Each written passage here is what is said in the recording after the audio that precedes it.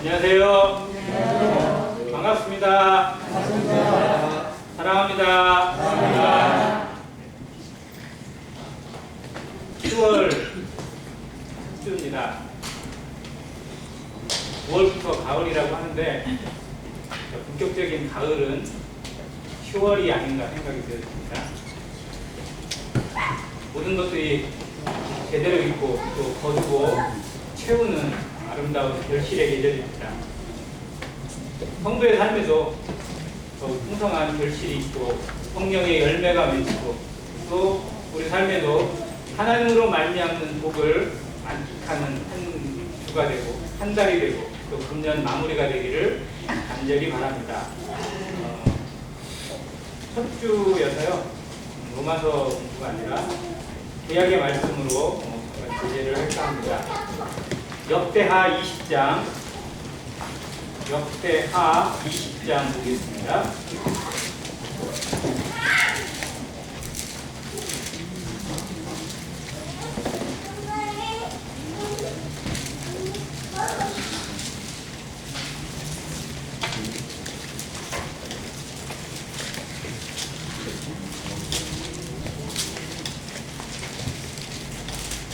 전체적인 내용이긴 한데요. 그 중에 15절만 보도록 하겠습니다.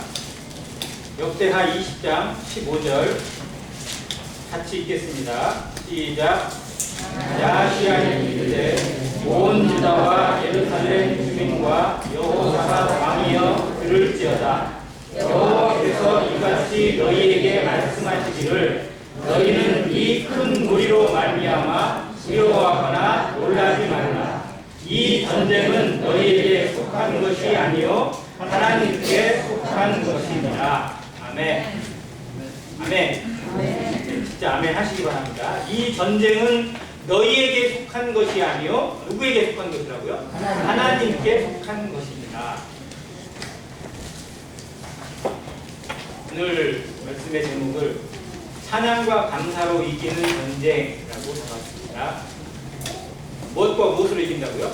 찬양과 감사로 이기는 전쟁입니다. 우리나라도 전쟁이 많습니다. 우리나라 단일 민족으로 삼국시대부터 계속 중국으로 또 외국으로 일본으로 핍박과 압제를 많이 받고 지금도 쉽지 않은 상황을 많이 겪는 나라일 텐데 우리나라보다 훨씬 더 많은 전쟁을 겪은 민족이 바로 유대인 민족입니다. 이스라엘 역사는 전쟁을 빼고는 설명할 방법이 없어요. 수많은 전쟁과 흠바구니 속에서 지금껏 버텨온 또 기적처럼 살아난 민족의 모습을 이스라엘이 보여주는데 성경에도 역시 수많은 전쟁과 그러한 치열한 싸움의 모습들을 많이 보여줍니다. 그리고 그 대부분의 전쟁에 승리하게 되는 원동력과 기준은 하나님의 말씀에 달려있고 하나님의 인도하심 그리고 하나님을 믿는 믿음 가운데 달려있음을 성경이 보여주고 있습니다. 이것은 성도들에게 보여주는 영적 전쟁의 의미입니다. 성도들의 삶은 그야말로 전쟁입니다. 우리 안에는 나 자신과의 전쟁이 있고 세상과의 전쟁이 있고 사단 마귀의 공중의 권세 잡은 자와의 영적 전쟁을 벌이고 있는 모습입니다. 그것이 성도의 삶이고 교회의 사명입니다. 그런데 전쟁은 반드시 결과가 나옵니다. 싸움을 싸우면 이기든지 지든지 무승부도 나올 수는 있지만요. 대부분은 무승부도 어느 정도 판가름이 나 있습니다. 어느 쪽이 좀 상처를 많이 보든지 손해를 보든지 하게 되어 있습니다. 전쟁을 지기 위해서 싸우는 전쟁은 없습니다. 지기 위해서 싸우는 싸움은 있을 수 없습니다. 전쟁을 하면 반드시 이기는 것이 원칙이고 이겨야 합니다. 세상도 마찬가지입니다. 아저씨들끼리 싸우든지 어린 아이들끼리 시비가 없든지 간에 전쟁을 싸우면 피튀깁니다. 애들 싸움이 어른 싸움 되는 건 일도 아니고요. 그 애들 싸움 때문에 살인나고 애들 싸움 때문에 난리난 그런 일도 참 많이 있습니다. 그런데 이 영적 전쟁은 더욱더 극심합니다. 우리 안에서 이루어지는 성도의 삶에서 교회 안에서 이루어지는 이 영적 전쟁을 승리하기 위해서 또 그 승리 능력을 맛보고 하나님의 동행하심을 맛보기 위해서 우리에게 필요한 것이 무엇인지 또 그 한 가지의 도구로 찬양과 감사를 성경이 보여주고 있는 대목을 살펴보기로 합니다. 또 우리 삶에서 찬양과 감사의 능력이 온전히 나타나는 하루하루가 되길 원합니다. 찬양할 일이 별로 없을 것 같고 감사할 일이 점점 적어지고 있는 세대지만 그러나 그럼에도 불구하고 성도는 찬양을 잃지 않고 감사를 늘 채워가는 삶이 되는 것이 마땅합니다. 그리고 하나님께서 그것을 성령을 통해서, 성경을 통해서, 그리고 말씀을 통해서 우리에게 증명해 주십니다. 그 삶을 실천하고 배워가는 오늘 하루가 되었으면 좋겠습니다. 여기 나오는 이스라엘의 그 상황을 잠깐 좀 설명을 드릴게요. 솔로몬 사후에 이스라엘 왕국은 둘로 분열이 됩니다. 우리가 분열 왕국이라고 부르는데요. 남쪽은 유다 지파를 중심으로 해서 베냐민 지파까지 해서 12지파만 있어요. 그리고 레위 지파가 이제 좀 약간 속해 있긴 한데 2지파가 있고 저 위쪽으로 10지파가 모여서 북이스라엘을 이루고 뒤쪽에 있는 남유다를 이룹니다. 하나님이 이 솔로몬 왕의 우상 숭배와 극심한 어떤 그런 하나님을 떠난 것 때문에 결국 그 나라를 찢어서 여로보암이라는 사람에게 하나님을 섬길 수 있는 기회를 주셨는 것이 북이스라엘인데 결국 결과적으로 북이스라엘은 21명의 왕이 들어서긴 했는데요. 21명의 왕 중에 하나님을 제대로 섬긴 왕이 하나도 없습니다. 전부 다 엉망진창으로 결국 북이스라엘은 수많은 선지자가 있고 하나님의 말씀과 은혜가 주어졌음에도 불구하고 끝내 회복하지 못한 왕국의 모습을 보여줍니다. 반면에 유다 왕국은 하나님 앞에 충실하게 살고자 했던 선한 왕들이 몇몇 나옵니다. 대표적으로 4명의 왕을 뽑는데 여기에 나와 있는 본문에 나와 있는 여호사밧 왕이 그 중에 하나입니다. 초기에 2명이 있어서 여호사밧의 아버지인 아사 왕과 여호사밧이 선한 왕이었고 후대에 가면 히스기야와 요시야가 선한 왕으로 등극합니다. 하나님이 기회를 주셔서 그러한 사람을 통해서 회복하고 또 부흥할 수 있는 기회를 주신 것인데 이 여호사밧 때에 참 많은 놀라운 부흥을 거뒀어요. 왜냐하면 아버지 때로부터 이어받았거든요. 아버지도 좀 선한 왕이었어요. 물론 아사 왕도 아쉬움이 있습니다. 말년이 안 좋아요. 왜냐하면 잘 섬기다가 마지막에 가서 조금 어려워지니까 사람들을 돌아보고 돈을 가져서서 이웃 나라를 통해서 구원 요청을 합니다. 하나님의 책망을 받아요. 그리고 병이 들어요. 병이 들자마자 하나님께 구하지 않고 누구를 찾냐면 의사를 찾습니다. 여기서 나는 의사는 지금 같은 의사가 아니고 실제로는 한 점을 치거나 천문을 보는 어떤 그러한 사람들입니다. 그것에 구하면서 그것에 의지해 결국 하나님이 버리심으로 좀 비참한 죽음을 당하는 왕입니다. 아사왕의 마지막을 보면서 생각나는 게 뭐냐면 성도의 삶이 시작보다 끝이 좋아야 된다는 겁니다. 시작도 물론 좋아야 되고 과정도 좋아야 되지만 정말 중요한 건 마무리가 좋아야 합니다. 우리 대부분이 어떻게 마무리를 살아가고 있습니다. 이 시대가 마무리 시대고 우리 삶의 만행교회 성도들의 많은 부분들이 또 마무리를 생각하고 있는 그런 시점이기도 합니다. 시작이 어떠했든 과정이 어떠했든 간에 우리의 마무리가 하나님 앞에 정말 아름다워지기를 간절히 원합니다. 안행교회의 마무리도 정말 하나님 앞에서 합당한 마무리가 되고 좋은 열매로 성령의 열매로 그리고 하나님을 기쁘시게 하는 영적 예배의 마무리가 되기를 바랍니다. 그리고 이 여호사밧이 그 왕위를 이었는데요. 여호사밧이 잘한 것, 이 율법 순회 학교를 세워요. 하나님의 말씀을 율법을 가르치기 위해서 그때 보면 순회 학교를 세워가지고 그 앞에 있는 교사들이 거기로 학생들을 모으는 게 아니고요. 다 파견을 보내요. 교사들. 그래서 각 지방으로 다 가요. 교사들. 사방으로 보내가지고 예를 들어서 이 전국으로 따지면 그 학교에서 한쪽은 전라도로, 한쪽은 경상도로, 한쪽은 충청도로 막 보내면서 사람들을 가르치는 거예요. 율법을. 선지자들이 가르치고 교사들이 가르치게 그렇게 했어요. 덕분에 이스라엘 백성들 모두가 다 하나님의 말씀을 듣습니다. 당시에는 성경이 나와 있던 시대도 아니고 문자적으로 기록되어 있는 시대도 아니고 지금처럼 성경이 이렇게 편집되어져서 누구나 볼 수 있는 그런 시대가 아니었기 때문에 말씀을 듣는 것은 귀했습니다. 놀라운 일이었어요. 그래서 그 말씀이 들려졌을 때 백성들의 마음이 하나님 앞에 온전히 쏠리게 되었고 그래서 하나님을 더욱 잘 섬기는 그런 나라가 되었습니다. 왕만 잘 섬기는 게 아니라 백성들까지 저 밑에 있는 글자를 모르는 사람들까지도 왕을 잘 섬길 수 있도록 배려한 왕이 여호사밧 왕이에요. 그리고 그 밑에 충성스러운 부하들이 참 많았습니다. 제가 가끔 얘기하죠. 그 다음은 시그리의 아들, 누구죠? 그 사람이 19장에 그런 장군들, 부하 장군들 중에 정말 하나님을 잘 섬기는 그런 사람들이 많아서 그 민족이, 그 나라가 정말 창성을 얻어요. 정말 부흥을 얻었어요. 그래서 하나님이 복을 주셨어요. 그런데 거기에서 조금 빗나가요. 사람이 부흥을 하고 잘 되면 정말 더 감사가 되고 더 하나님을 잘 섬길 것 같은데 실상은 안 그럴 때가 많아요. 방심하게 돼요. 대부분 그런 경우. 사업이 성공하면, 사업이 잘 되고 원일이 잘 풀리면 더 하나님을 잘 섬겨야 되는데 실상 못 그래요. 오히려 더 세상으로 빠지게 되거나 권력에 맞게 취하게 되거나 교만해지거나 아니면 믿음을 떠나는 경우도 많이 생깁니다. 이 여호사밧이 방심하게 됐을 때 나타난 결과가 뭐냐면 이웃 나라랑 화친을 맺어요. 근데 그 이웃 나라의 왕이 누구냐? 아합 왕이에요. 이세벨이 다스리고 있던, 아합이 다스리고 있던 북이스라엘과 친교를 맺고 사돈 관계를 맺어요. 이 일은 유다에게 아주 치명적인 독이 됐습니다. 이세벨이 가지고 있었던 바알 신이 유대 땅에 그대로 들어오게 되는 계기가 여기 여호사밧의 방심에서 비롯돼요. 그게 이스라엘의 대폭적으로 치명적인 독이 되었습니다. 아무튼 사람은 온전하지 못해요. 누구나 다 깨끗하고 청결한 믿음을 가진 것 같고 정말 하나님 앞에 신실한 삶을 살아가는 것 같은데 어느 순간 무너질 수도 있고 어느 순간 넘어질 수도 있고 어느 순간 정말 세상적으로 빠질 수도 있는 것이 성도의 모습입니다. 그래서 방심해서는 결코 안 된다는 사실. 선줄로 생각하는 자는 뭐 할까 조심하라고요? 넘어질까 조심해야 합니다.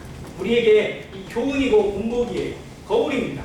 이러한 사람들도 이렇게 넘어졌던 것을 생각하면서 정말 우리에게 계기로 삼고 나도 언제든지 넘어질 수 있는 존재라는 사실을 늘 기억하면서 살아가는 성도가 되시길 바랍니다. 자, 이제 본문은 여호사밧 왕이 다스리던 시대에 침략을 당해요. 연합군에 의해서. 암몬 연합군인데 이스라엘을 둘러싸고 있는 주변들이 참 많습니다. 밑으로도 있고 위로도 있고 옆으로도 있어요. 그 중에 이 암몬 족속이 다른 나라들을 다 규합해가지고 연합군을 거느리고 이 유대 땅을 쳐들어옵니다. 그것도 예루살렘에서 약 40km 떨어진 엔게리 평화까지 진출을 했어요. 이제 이스라엘이 바로 코앞이에요. 예루살렘이 코앞이에요. 뭐 한 이틀이면, 하루 이틀이면 그냥 예루살렘까지 쳐들어올 수 있는 만큼 적군들이 모여있는 상황이었어요. 그 상황에 하나님 앞에 기도하고 하나님의 음성을 듣는 여호사밧의 모습입니다. 그 대목을 잠깐 몇 가지를 살펴볼게요. 20장 1절입니다. 그 후에 모압 자손과 암몬 자손들이 마온 사람들과 함께 와서 여호사밧을 치고자 한지라. 3절입니다. 여호사밧이 두려워하여 여호와께로 낯을 향하여 간구하고 온 유다 백성에게 금식하라 공포하매 유다 사람이 여호와께 도우심을 구하려 하여 유다 모든 성읍에서 모여와서 여호와께 간구하더라. 그러니까 말씀을 듣고 준비된 백성들의 모습 그리고 그것을 지도하고 있는 왕의 모습이 여기에 나옵니다. 자, 적군의 침략을 받았어요. 바로 코앞에 왔어요. 이제 이 나라가 정체 흥전등화의 위기에 처해 있을 때 나타나는 모습이 바로 하나님 앞에 엎드리는 모습입니다. 그리고 자기만 엎드리는 게 아니고 그걸 백성들에게 선포했을 때 백성들이 그 성읍에 같이 와요. 그 자리에 같이 모여서 함께 여호와께 엎드려 간구하는 모습을 이들이 보여줍니다. 자, 그리고 기도를 해요. 자, 그들이 기도하고 여호사밧이 기도하는 내용들이 몇 가지가 있는데 첫 번째 가장 중요한 것, 우리의 기도에서도 이걸 배우길 바랍니다. 우리의 기도는 대부분 어떻게 드리냐면 그냥 일반적인 기도, 식사 기도나 보통의 기도는 그냥 어떻게 보면 천편일률적으로 많이 드려져요. 그리고 중대한 일이 생겼을 때 이런 상황처럼 어려움이 오고 힘든 일이 오고 고난이 왔을 때 우리의 기도가 대부분 어떠냐면 하나님 나 이런 상황입니다. 이거 좀 도와주세요. 이렇게 해요. 자, 근데 여호사밧의 기도는 약간 달랐어요. 첫 번째, 우리에게도 이 기도를 배우시기 바랍니다. 예수님이 알려주신 기도에도 그래요. 하나님 앞에 기도할 때 예수님이 말씀하신 주기도문의 첫 번째가 뭐예요? 하늘에 계신 우리 아버지여 이름이 거룩히 여김을 받으시옵소서. 내 상황이 문제가 아니고요. 하나님의 영광을 받는 것이 기도예요. 기도는 하나님께 드리는 거고 하나님을 높이는 겁니다. 하나님을 하나님에게 올려드리는 것이 기도의 원칙이에요. 그런데 우리의 기도는 어린아이에 떼쓰는 거예요. 그냥 내 것만 달라고 해요. 이것만 달라고. 하나님을 생각하지 않고 하나님은 그저 내가 필요하면 내가 요청하고 부르면 도와주시는 분으로 착각할 때가 있다는 거예요. 근데 여호사밧은 하나님이 누구신지를 먼저 고백합니다. 그의 이름이 높임을 받으시고 영광을 받으시는 것이 기도입니다. 그래서 성도들도 기도할 때 하나님이 누구신지 하나님을 다시 새기세요. 하나님이 어떠한 하나님인지, 내게 하나님이 누구신지, 내 인생에, 우리 가정의 삶에 이 어려움 속에서도 하나님이 누구신지를 절대 잃지 않는 기도가 먼저 나타나기를 바랍니다. 그것이 여호와의 이름이 영광을 받으시오. 뜻이 하늘에서 이룬 같이 이 땅에서 이루어질 것을 믿고 하는 기도예요. 그러니까 그런 다음 이 상황을 설명합니다. 지금 우리에게 이 상황이 왔는데 암몬 족속과 모압 족속은 아시는 것처럼 아브라함의 조카 룻 아시죠? 롯이 낳은 자기 딸하고 관계해서 낳은 두 자녀예요. 그래서 이스라엘에게 어떻게 보면 친척지간인데 항상 이스라엘을 괴롭힌 민족입니다. 근데 하나님이 그들을 상관하지 말라고 했어요. 치지도 말고 그들을 출애굽에서 이 가나안 땅에 들어올 때도 그들을 상관하지 않게 하나님이 보호하신 그런 민족인데 계속 시험에 들게 하는 민족. 그래서 모압 평지에서 이스라엘이 얼마나 어려움을 겪었는지 알 수 없어요. 그러니까 계속 시험거리가 되는 민족입니다. 그거를 고백해요. 그 상황은 역사적인 내용들을 고백하고 하나님이 주신 언약의 말씀의 기초에서 기도를 드립니다. 무엇에 기초한다고요? 언약의 기초에서. 전에 말씀을 드릴 때 이 향단의 재료를 말씀을 드릴 때 네 가지의 재료에 특별 재료 한 가지가 있다고 그랬어요. 꼭 무엇을 넣어야 돼요? 소금을 넣으라고 했어요. 소금이 무엇을 의미한다고요? 하나님의 언약을 의미합니다. 소금은 변하지 않아요. 언약의 말씀은 변하지 않습니다. 우리의 상황은 바뀌고 나는 바뀔 수 있어도요, 우리의 상황을 둘러싸고 지배하고 보호하시는 하나님의 말씀은 변하지 않습니다. 하나님은 우리를 끝까지 책임지시고 인도하시고 저 마지막 순간까지 하나님의 영원한 나라 이기까지 지키신다는 언약을 우리에게 주셨어요. 그 언약을 붙드는 것이 기도입니다. 그 언약을 다시 내 마음에 확신시키고 뿌리가 바뀌도록 흔들리는 것을 잡아주는 것이 기도라는 것입니다. 그렇게 했을 때 우리의 마음이 평강을 얻어요. 아무것도 염려하지 말고 오직 모든 일에 기도와 간구로 너희 구할 것을 무엇으로 아뢰라고요? 감사함으로 아뢰라고 했어요. 기도는 감사로 드리는 겁니다. 그래서 성경에 나와 있는 이 찬송이라는 단어가 실제로는 히브리어로 야다예요. 이 야다라는 단어에서 파생된 명사가 유다입니다.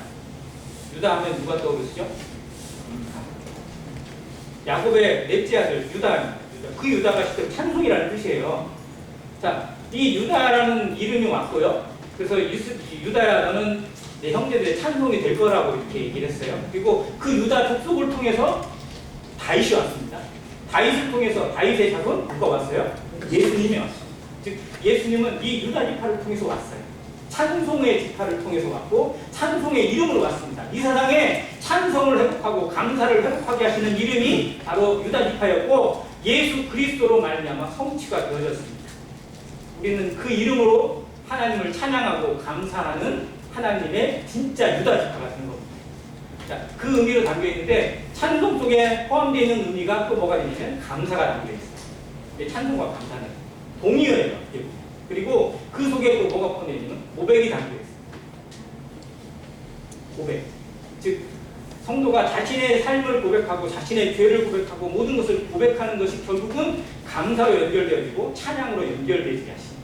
즉 우리가 예배 시간에 감사와 찬양을 정말 많이 드립니다. 근데 이것이 무엇 속에서 비춰졌냐면 나 자신을 고백하는 고백으로 말미암아 시작되어지고 이루어집니다.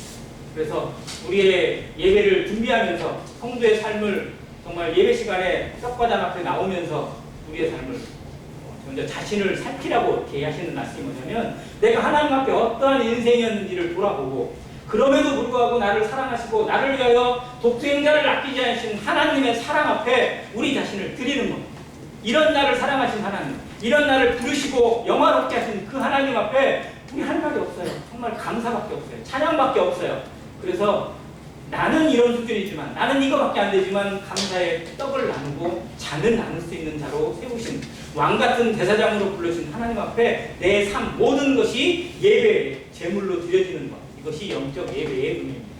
이것을 이 여호사밧 이 시대에 기도에서 보여줘요. 언약을 의지하면서 그리고 하나님을 높이면서 그 앞에 부르짖습니다. 그럴 때 하나님이 주시는 응답이 아까 읽은 15절이에요. 14절에 이렇게 기록되어 있습니다. 여호와의 영이 회중 가운데에서 레위 사람 야하시엘에게 임하셨으니 라고 되어 있습니다. 하나님의 영이 이 회중 가운데 모여있는 사람들 가운데 임했는데 누구냐면 레위 사람 야하시엘에게 임해요.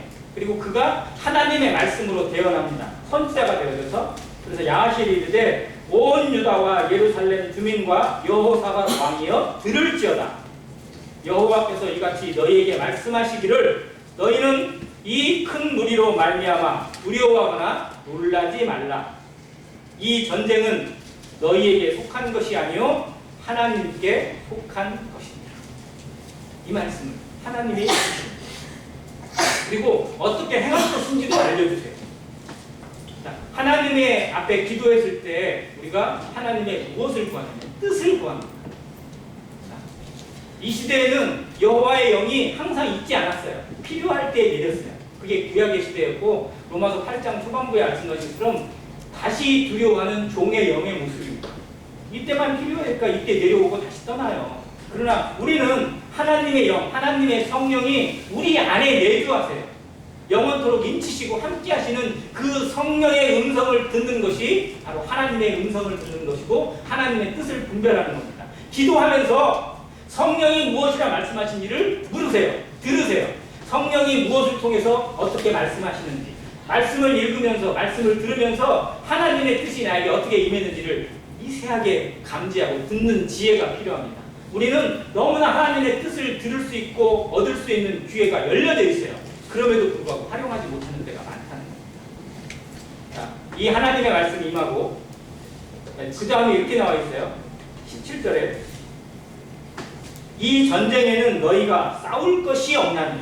뭐가 없다고요? 싸울 것이 없대요. 전쟁을 하는데 싸울 것이 없다는 게 말이 안 되잖아요.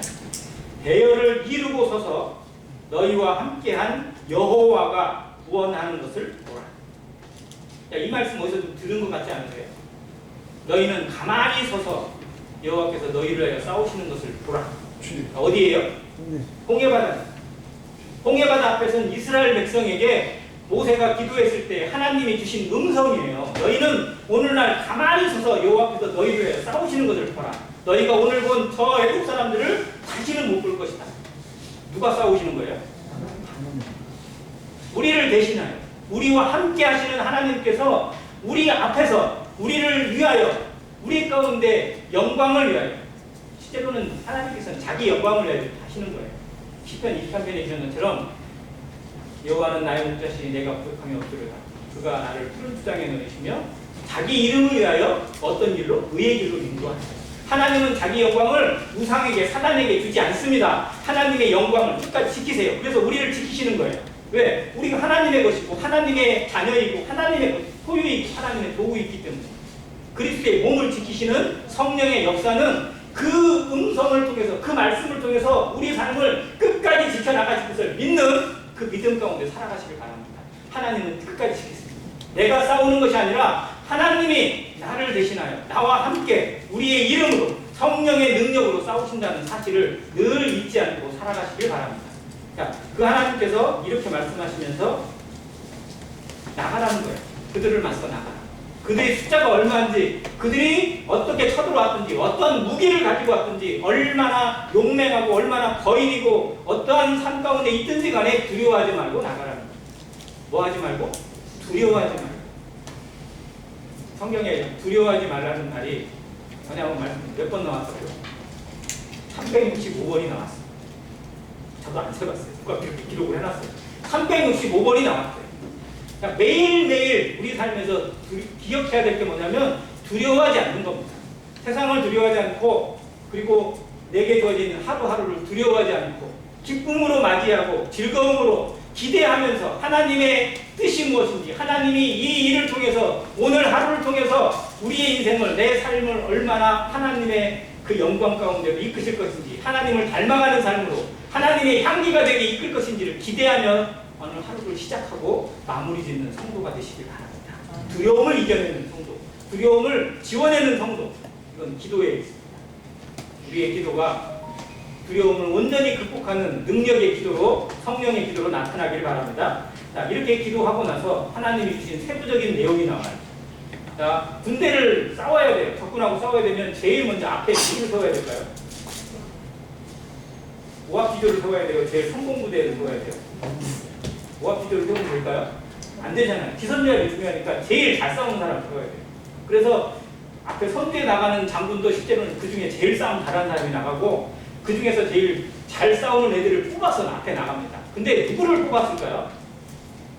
이들은 여호사밧은 하나님의 말씀을 듣고 뽑은 사람들이 누굴까요? 21절 같이 한번 읽겠습니다. 21절 시작.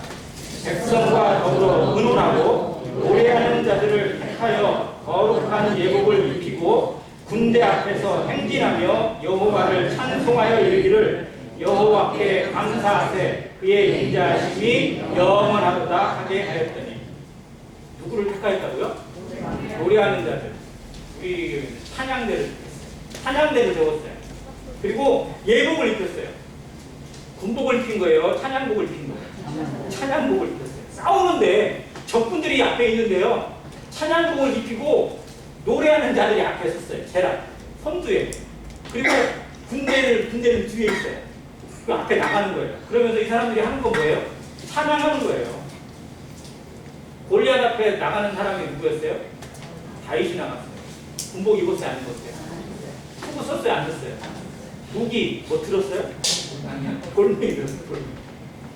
물맷돌 들고 골리앗 앞에 나갔어요. 그때 골리앗이 얼마나 지가 찼는지 그냥 가소롭게 웃었잖아요. 자, 여리고 점령시킬 때 하나님이 그 앞에 섬을 향해서 화살을 쐈어요? 안 쐈어요? 상도 안 던졌어요. 아무것도 안 했어요. 뭐 했어요? 돌았어요. 그냥 7바퀴 돌았어요. 그리고 누구의 이름으로? 여호와의 이름으로 소리쳤어요. 하나님의 이름으로 무너뜨렸어요. 자, 이스라엘의 전쟁의 특징입니다.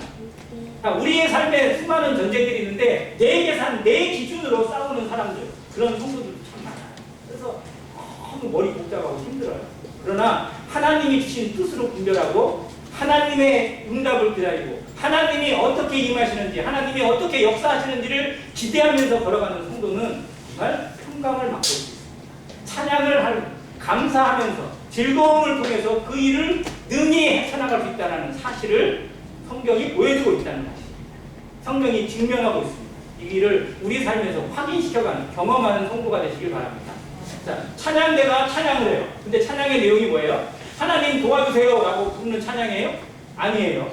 자, 여호와께 감사하세 그의 인자하심이 영원하도다.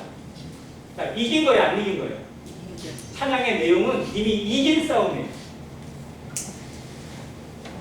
성도의 전쟁은, 성도의 영적 싸움은 이길 거를 싸우는 거예요? 이긴 걸 싸우는 거예요? 다시 물을게요. 성도는 영적 전쟁을 이겨놓고 싸우는 겁니까? 이기기 위해서 싸우는 겁니까? 이겨놓고 싸우는 거예요. 이게 하나님의 말씀에 들어있잖아요. 예수님이 말씀하셨어요. 요한복음 16장에 세상에서는 너희가 환난을 당하나 담대하라 내가 세상을 이겨노라. 우리는 이미 이긴 싸움을 싸우는 거예요. 그러니 감사할 수 있어요.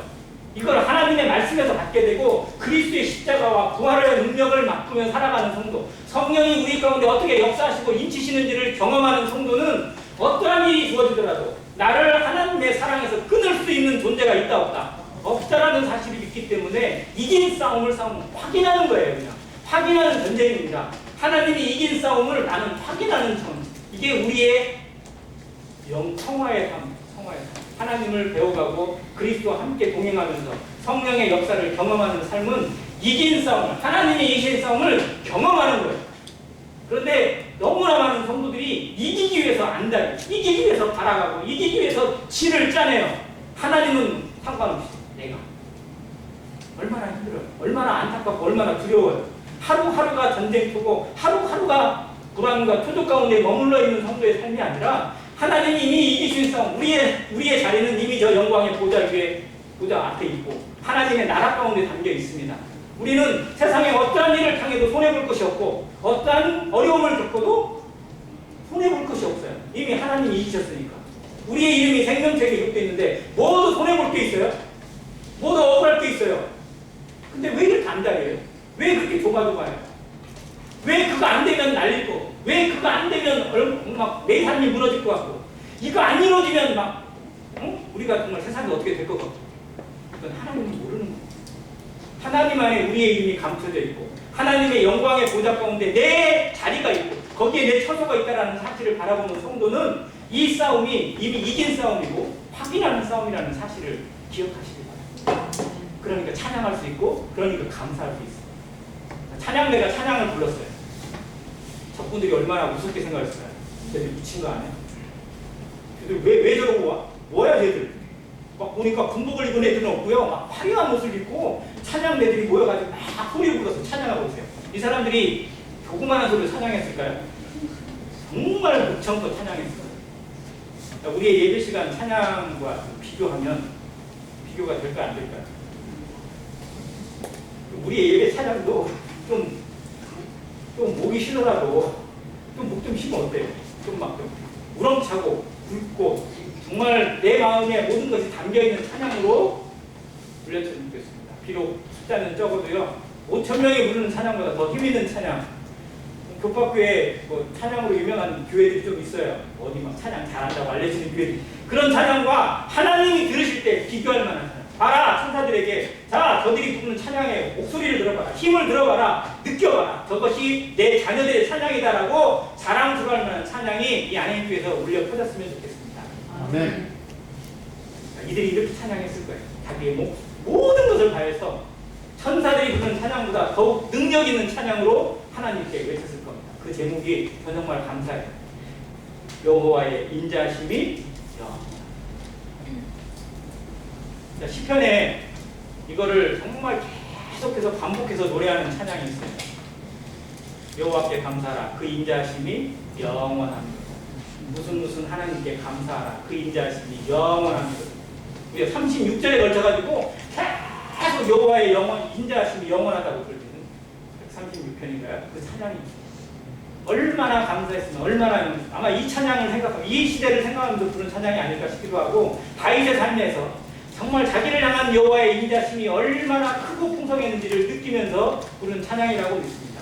우리가 부를 찬양이에요. 성도들이 부를 수 있는 찬양입니다. 나를 향한 하나님의 인자심이 얼마나 크고 놀라운지, 나 같은 자를 향하신 하나님의 사랑 앞에 감사하며 이 하루를 허락하신 하나님, 내게 천국의 보좌를 주시고 그 이름을 주시고 성령의 능력으로 면류관을 허락하시는 그 하나님 앞에 그 인자심이 영원함이라고 찬양할 수 있는 모든 성도가 되시기 바랍니다.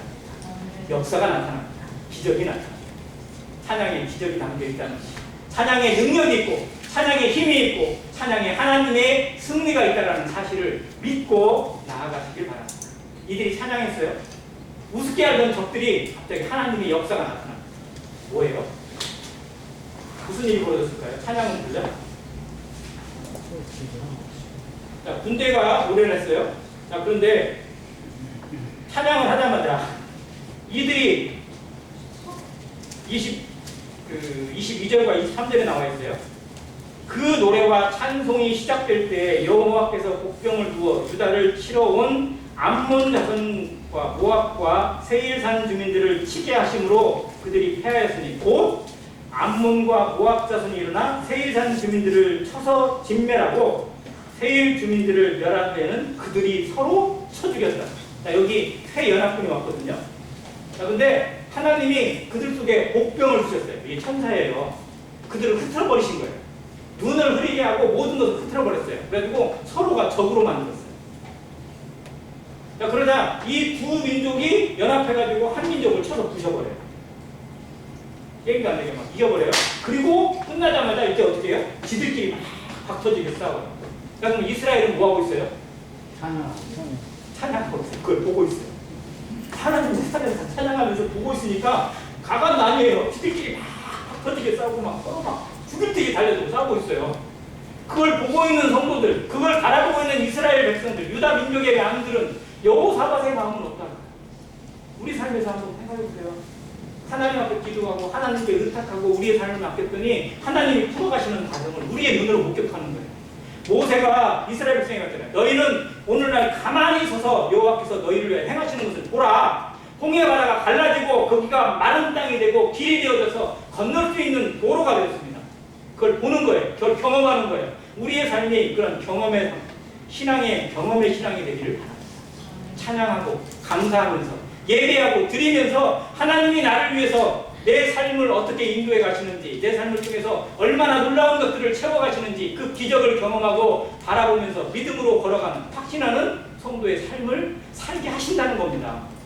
근데 우리의 믿음이 뭐죠? 내 의심이 채워지면, 내 두려움이 그걸 막고 있고, 내 생각이, 내 고집이 그걸 해방하고 있다는 사실을 다시 한번 기억해보세요. 어려움이 올 때 무엇을 구하세요? 어려움이 오면, 힘든 것이 찾아오면 내 머리로 찾고 계산하지 마세요. 어떻게 풀어나갈 것인지 물론 그것도 생각해야 되겠지만요, 하나님의 뜻을 먼저 찾으세요. 하나님을 높이세요. 이 일을 허락하신 하나님께 감사하고 이 일을 통해서 하나님이 어떤 것을 나에게 주실 것인지, 어떠한 은혜와 어떠한 연단을 통해서 소망을 갖게 하실 것인지, 하나님을 닮아가게 할 것인지 그걸 감사하면서 하나님이 성령을 통해서 하나님의 말씀이 어떻게 이루어지는지를 경험하는 삶이 되도록 기도하시길 바랍니다. 이들처럼 경험하게 하실 겁니다. 이들처럼 맛보게 하실 겁니다. 이 백성들이 그 산에서 이스라엘 백성들의 승리의 쾌감을 만끽했어요. 적군들이 다 쓰러졌어요. 그리고 그 앞에 갔더니 이제 뭐가 남아있어요? 적군들은 다 쓰러지고 그들이 가져온 모든 물건들이 그냥 다 널려있어요. 이 전리품을 수거하는데 3일 걸렸어요. 어느 정도인지 기억 아시겠죠? 전리품을 수거하는 데는 3일. 이건 보너스예요. 하나님 앞에 기도하고 찬양하고 감사하는 성도, 예배하는 성도에게 하나님이 주시는 보너스입니다. 세상에서 그걸 맛보게 하시고 그걸 누리게 하세요. 하나님 앞에 맡기고 하나님을 의지하며 나아갔을 때 내가 생각지도 못했던 것들을 얻게 하시고 그 이상의 것들을 주시는 하나님, 우리의 삶에서 경험하게 되길 바랍니다. 하나님은 째째하게 주시는 분이 아니에요. 적어도 주시려면 이 정도는 주세요. 그냥 우리 그냥 이 정도가 아니라 정말 차고 넘치도록 주라. 그러면 너에게 어떻게 주신다고요?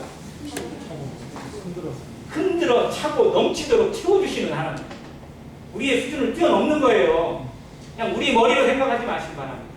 하나님을 제한하지 마세요. 하나님의 능력, 성령의 능력을 제한하는 성도가 되지 않고 그걸 경험하고 그와 동행하고 그러므로 말미암아 이 승리와 이 보너스까지 맛보는 능력 있는 성도의 삶을 살아가시게 되길 바랍니다. 자, 그런 다음 이들이 이제 다 취했으니까, 얻었으니까 룰루랄라 가자 해가지고 집으로 돌아갔을까요? 자, 여기가 중요해요. 자, 셋째 날까지 수고했어요. 모든 걸 수고했어요. 사흘 동안에 거두어드리고 26절 같이 한번 읽겠습니다. 시작.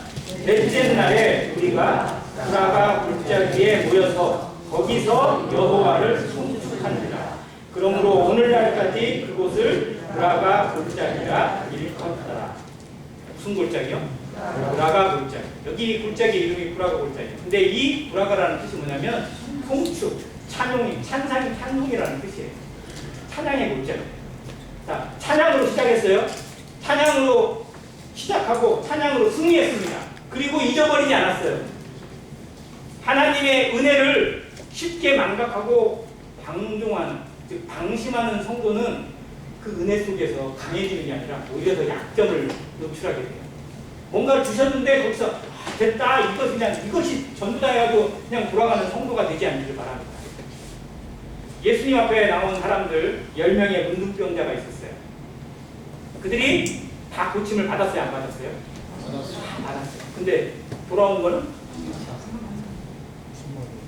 예수님이 찾았어요.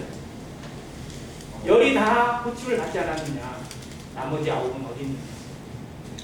하나님께 다시 돌아오고 다시 처음 신앙으로 회복하는 것, 찬양으로 다시 돌아오는 것이 예배이고 하나님을 섬기는 것입니다.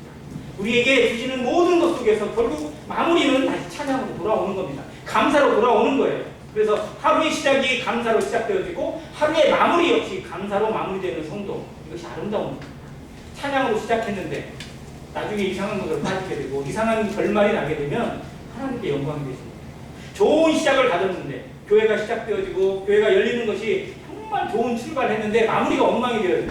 성도의 삶이 마무리로 평가를 받습니다. 끝보다 마무리가 왜 중요한지 다시 한번 수가 있습니다. 우리는 그리스도의 심판자로 서야 합니다. 하나님 앞에 어떠한 자세로 설 것인지 우리의 마무리를 다시 한번 점검해야 합니다. 이 마무리 때가 우리가 원하지 않아도 곧 옵니다. 우리의 인생이 언제 마무리될지, 이 세상이 언제 끝나게 될지, 그리스도께서 언제 이 땅에 마지막 심판의 때를 허락하실지 아무도 알 수 없지만 정말 임박해 있다는 사실만큼은 분명합니다. 그러면 우리는 원하든 원하지 않든 마무리를 생각해야 될 시점에 와 있습니다.